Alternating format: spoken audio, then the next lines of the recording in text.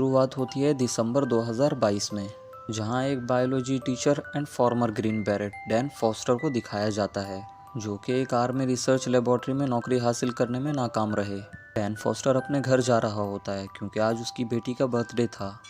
Dan जब घर पहुंचता है, उसकी बेटी की बर्थडे पार्टी स्टार्ट हो चुकी थी और सब लोग उसके घर में आए हुए होते हैं। वो सब लोग जब एक फुटबॉल मैच देख रहे होते हैं, फुटबॉल मैच में अचानक कुछ ऐसा होता है कि जिसे देखकर उन सबके होश उड़ जाते हैं।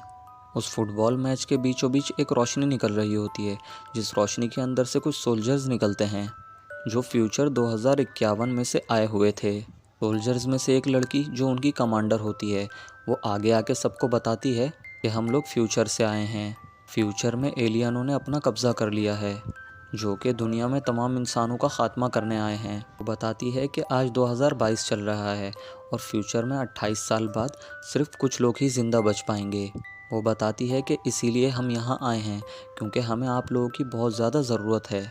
काफ़ी मुल्कों की आर्मियों को दिखाया जाता है जो कि सब एक हो गए थे। उन्होंने ऐलान किया कि नवंबर 2048 में वाइट स्पाइक्स नामी एलियंस रूस में नमूदार हुए और 3 साल के अरसे में ज़्यादातर इंसानों का सफाया कर दिया। दौर की दुनिया अपनी फ़ौजों को जिम्प लिंक के ज़रिए मुस्तकबिल में भेजती है, जो एक इब्तदाई वर्मबोर्ड डिवाइस है। ये एक बैनुल-अक़वामी मसूदा का इशारा करता है, लेकिन सिर्फ 30% लोग ही उनकी 7 दिन की तैनाती से बच पाते हैं। डैन को बाला आखिर एक ड्राफ्ट नोटिस मौसूल होता है। मैसेज को पढ़ता है तो उसमें लिखा होता है कि डैन को फ़ौरन रिसर्च सेंटर बुलाया गया है, उन्हें डैन की ज़रूरत है। फिर डैन रिसर्च सेंटर चला जाता है। आर्मी की एक लेडी डॉक्टर डैन को बताती है कि हमें तुम पर कुछ एक्सपेरिमेंट करने होंगे, जिसके लिए डैन तैयार हो जाता है। वो एक्सपेरिमेंट के दौरान डैन के हाथ में एक डिवाइस को इंस्टॉल कर देते हैं। उस डिवाइस के ज़रिए ये पता लगता है कि डैन अगर फ्यूचर में जाएगा तो वो बच पाएगा या नहीं। फिर डैन को फ्यूचर में भेजा जा रहा होता है। एक ऑफिसर डैन को बताती है कि आज से 7 साल बाद उसकी डेथ हो जाएगी। डैन कहता है कि जब 7 साल बाद मैं मर जाऊंगा तो आप लोग मुझे फ्यूचर में क्यों भेजना चाहते हैं। वो ऑफिसर ये बताती है कि 7 साल पहले आपके मरने से पहले हम आपको वापस बुला लेंगे। डैन के हाथ में वो डिवाइस इंस्टॉल हो जाती है। फिर डैन की वाइफ को दिखाया जाता है, जिसे डैन ये बताता है कि वो लोग मुझे भी फ्यूचर में भेजने वाले हैं। कहता है कि उसके पास अब कोई रास्ता नहीं है, उसे फ्यूचर में जाना ही होगा। उसकी वाइफ बहुत ज़्यादा गुस्सा हो जाती है और वो इस काम के लिए राज़ी नहीं होती। डैन की वाइफ कहती है कि उन्हें यहाँ से चले जाना चाहिए। डैन कहता है कि वो कहीं नहीं जा सकता क्योंकि उन लोगों ने उसके हाथ में एक डिवाइस इंस्टॉल कर दी है। उस डिवाइस के ज़रिए वो मेरा पता लगा सकते हैं। उसकी वाइफ उसे समझाती है कि उसे उसके फादर के पास जाना चाहिए, वो इस डिवाइस का कुछ ना कुछ हल निकाल लेंगे। डैन अपने पिता के पास चला जाता है। डैन के फादर एक एक्स मिलिट्री ऑफिसर होते हैं। डैन अपने फादर को बताता है कि मुझे इस डिवाइस को रिमूव कराना है। उसके फादर कहते हैं कि मैं इस ड्राइव को आसानी से निकाल सकता हूँ। डैन अपने फादर से कुछ पुरानी यादों की बातें कर रहा होता है, जिस पर उसके फादर बहुत ज़्यादा गुस्सा हो जाते हैं और डैन वहाँ से अपनी डिवाइस निकाले बगैर ही लौट जाता है। वो अपनी वाइफ के पास आता है। वो कहता है कि अब उसके पास कोई रास्ता नहीं है, उसे जंग में जाना होगा। डैन की वाइफ का चेहरा मुरझा जाता है। वो कहती है कि जब तुमने फ़ैसला कर ही लिया है तो तुम वहाँ अपना बहुत ख्याल रखना, और हम तुम्हें बहुत ही प्यार करते हैं। इसीलिए वो अपनी बेटी से मिलने चला जाता है। उसकी बेटी कहती है कि मुझे पता है आप किसी काम के लिए नहीं बल्कि जंग में लड़ने के लिए जा रहे हैं। उसकी बेटी कहती है कि आपको हमारे लिए वापस लौट के आना होगा। फिर डैन रिसर्च सेंटर चला जाता है, जहां उन सबको बताया जाता है कि फ्यूचर में उन लोगों को किस किस चीज़ का इस्तेमाल करना होगा। एक ऑफिसर बताता है कि जिनसे हमारी जंग है वो बहुत ही ख़तरनाक जानवर हैं, तुम सबको उनसे लड़ने के लिए भेजा जा रहा है। वो ऑफिसर उनको ट्रेनिंग देने का बोलते हैं। रात में डैन और उसका दोस्त साथ बैठे होते हैं कि अचानक ही एक अलार्म बजने लगता है। वहाँ वही आर्मी गर्ल उन्हें आकर कहती है कि फ्यूचर में एक इमरजेंसी हो गई है, हमें फ्यूचर में जल्द अज जल्द जाना होगा क्योंकि फ्यूचर में जो उनकी लैब है उस पर एलियंस ने हमला कर दिया है। इसी लैब के ज़रिए हम एलियंस को मार सकते हैं, हमें वहां जाकर एलियंस को रोकना होगा। फिर उन्हें फ्यूचर में भेजा जा रहा होता है। में जा रहे होते हैं तो अचानक ही उनके सिस्टम में कोई ख़राबी आ जाती है। ख़राबी की वजह से सब लोग आसमान से नीचे गिरना शुरू हो जाते हैं। डैन और कुछ लोग स्विमिंग पूल में गिर जाते हैं, इसीलिए वो बच जाते हैं, और जो लोग ज़मीनों पर गिरते हैं वो मर जाते हैं। उनमें से कुछ लोग बच जाते हैं लेकिन वो किसी काम के नहीं होते। फिर वहाँ एक आर्मी की लड़की को दिखाया जाता है जो फ़ोन पर डैन को इंस्ट्रक्शन देती है। वो कहती है कि तुम पास्ट में एक एक्स मिलिट्री ऑफिसर रह चुके हो, इसीलिए तुम्हें इस टीम को खुद ही लीड करना होगा। वो बताती है कि तुम्हारे करीब एक लैब है जिसमें तमाम मेडिसिन्स मौजूद हैं, उस लैब में पहुंचना होगा। डैन अपनी टीम के साथ उस लैब में चला जाता है। वो लोग वहां देखते हैं कि तमाम लोग उल्टे लटके हुए हैं जो कि मर चुके हैं। डैन उसे कहता है कि यहाँ पर सब लोग मारे जा चुके हैं। वो डैन को कहती है कि तुम्हें अब एक काम करना होगा, उस लैब में कुछ मेडिसिन्स और हार्ड ड्राइव होंगी, तुम उन्हें वहाँ से ले आओ। डैन जब हार्ड ड्राइव और मेडिसिन्स लेने पहुँचता है तो वो एलियंस उस पर हमला कर देते हैं।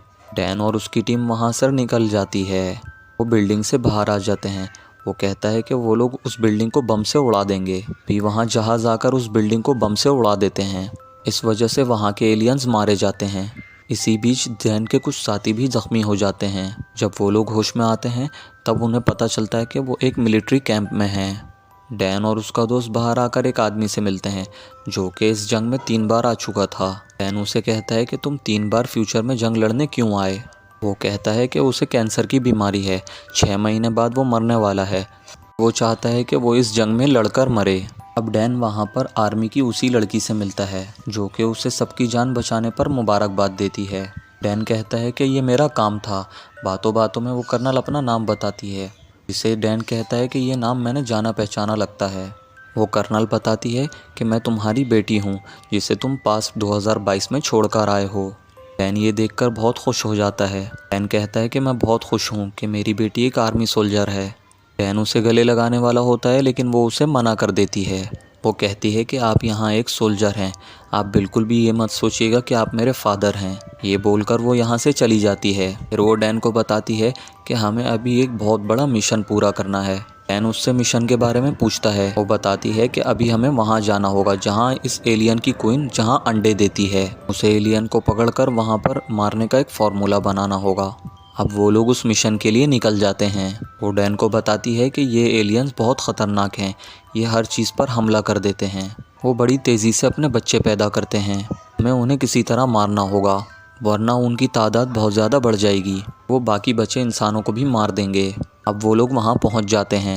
इनकी बेटी बताती है कि आप यहीं हेलीकॉप्टर में रुकना, मैं नीचे जाकर लोगों की मदद करती हूँ। हम देखते हैं कि वो सारे सोल्जर उस क्वीन को पकड़ रहे होते हैं जो एक पिंजरे में बंद कर रहे होते हैं। बहुत ज़्यादा ताकतवर होती है, वो किसी को अपने करीब भी नहीं आने देना चाहती। उन सब पर हमला कर रही होती है। उसकी आवाज़ सुनकर वहाँ पर बाकी एलियंस आने लग जाते हैं। डैन ये सब देखकर बहुत ही ज़्यादा घबरा जाता है। डैन भी फ़ौरन हेलीकॉप्टर से उतर जाता है और वो वहाँ चला जाता है। वो सब मिलकर क्वीन को केज में बंद कर देते हैं। ऐसे ही हेलीकॉप्टर उठाकर उस क्वीन को ले जाता है। एलियंस उस हेलीकॉप्टर अटैक कर रहे होते हैं। डैन और उसकी बेटी एलियंस पर अटैक करते हैं। वो एलियन उनकी गाड़ियों पर हमला करते हैं। डैन और उसकी बेटी बहुत मुश्किल से अपनी जान बचाकर वहाँ से निकल जाते हैं। वो डैन को कहती है कि जब मैंने आपको ऊपर हेलीकॉप्टर में रहने को कहा था तो आप नीचे क्यों उतरे। डैन कहता है कि तुम मेरी बेटी हो, मैं तुम्हें किसी ख़तरे में नहीं देख सकता, मुझे तुम्हारी फ़िक्र है। वो कहती है कि अपनी फ़िक्र अपने पास रखें। डैन कहता है कि तुम मुझसे इतनी नफ़रत क्यों कर रही हो।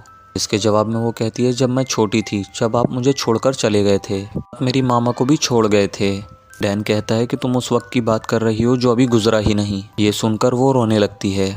अब वो दोनों वहाँ से निकलकर उस लैब में चले जाते हैं जहाँ उसे क्वीन को रखा गया था। वहाँ जाकर वो उस क्वीन में से ब्लड निकालती है कि उस ब्लड से ऐसा जहर बनाया जा सके ताकि उन एलियनों को मारा जा सके।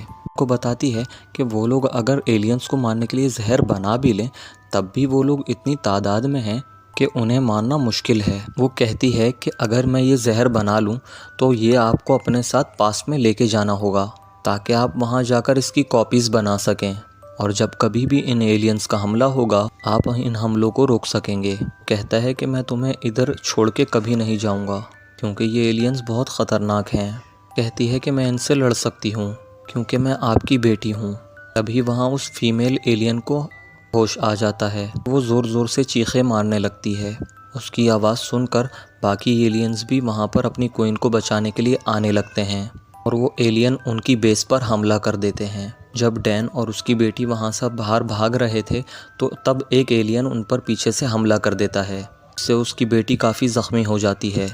डैन तभी उसके पास पहुँचता है और वो तब कहती है, आपको वापस इस जहर को लेकर जाना ही होगा। आपसे नफरत करती थी, लेकिन अब मुझे पता चल गया है कि आप आज भी मुझसे उतना ही प्यार करते हैं। कि वो क्वीन वहाँ आकर उस कर्नल को वहाँ पानी की तरफ नीचे खींच लेती है और डैन अपनी बेटी को बचाने के लिए वहाँ से कूद जाता है।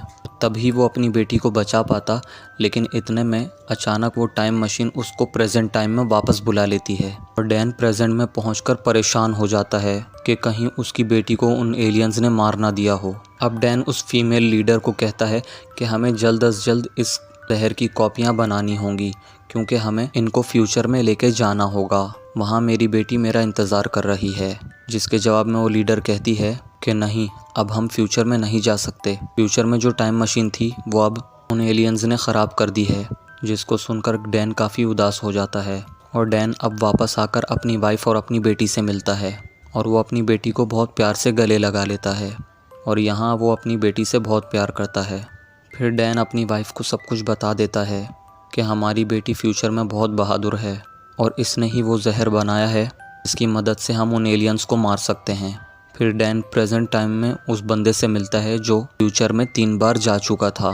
उसके पास एक एलियन का नाखून होता है जिसको स्टडी करके वो ये पता लगा सकते थे कि एलियंस कहाँ से आए। डैन का दोस्त उस नाखून को चेक करके बताता है ये नाखून काफ़ी पुराना है और इस पर लावा की राख भी है।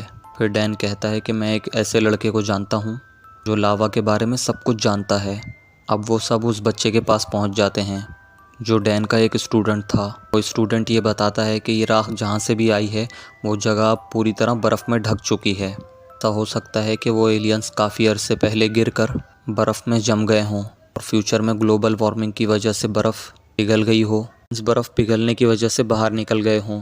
वो बच्चा उन्हें ये बताता है कि ऐसा सिर्फ एक ही जगह पर हो सकता है और वो जगह है रशिया में। और अब डैन और उसका दोस्त सीक्रेट एजेंसी वालों के पास चले जाते हैं और उन्हें बताता है कि मेरे पास एक ऐसा आइडिया है जिसकी मदद से हम एलियंस को मार सकते हैं। लेकिन वो ऑफिसर कहता है कि हमारे रशिया के साथ पहले ही मामलात ख़राब हैं, मैं तुम्हारी कोई मदद नहीं कर सकता। डैन काफ़ी नाउम्मीद हो जाता है।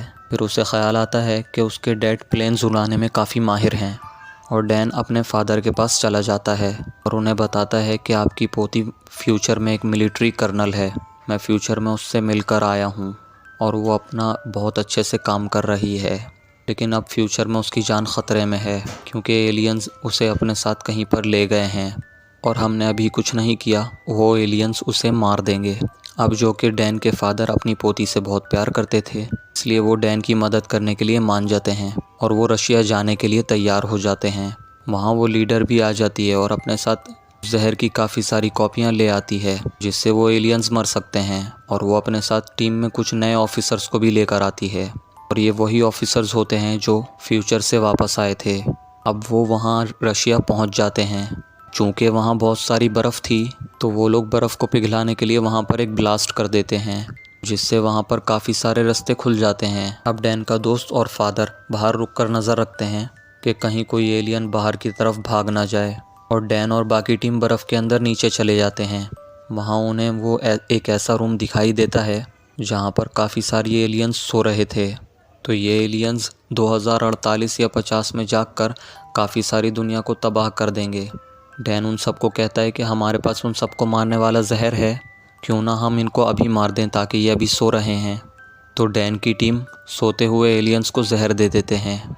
जहर अंदर जाते ही काफ़ी एलियंस जाग जाते हैं और ज़ोर ज़ोर से चिल्लाने लगते हैं और जिन एलियन को अभी जहर नहीं दिया वो एलियन जागकर उन पर हमला कर देते हैं। अभी डैन का दोस्त बताता है कि ये लोग बहुत सारे हैं, हम इन सबको इंजेक्ट नहीं कर सकते, हमें यहाँ पर एक बहुत बड़ा ब्लास्ट करना होगा ताकि ये सब एलियंस मारे जा सकें। वो डैन को कहता है कि तुम बाहर चले जाओ और अगर इन एलियंस में से कोई सा भी एलियन बाहर आया तो तुम उन्हें शूट कर देना। जैसे ही डैन बाहर आता है तो उसके फादर उसे बताते हैं कि यहाँ से अभी कोई बहुत बड़ी सी एलियन भाग गई है, हमें उसे जल्द से जल्द शहर पहुँचने से रोकना होगा। डैन और उसके फादर उसके पीछे चले जाते हैं, से वो फीमेल एलियन इन दोनों पर अटैक कर देती है।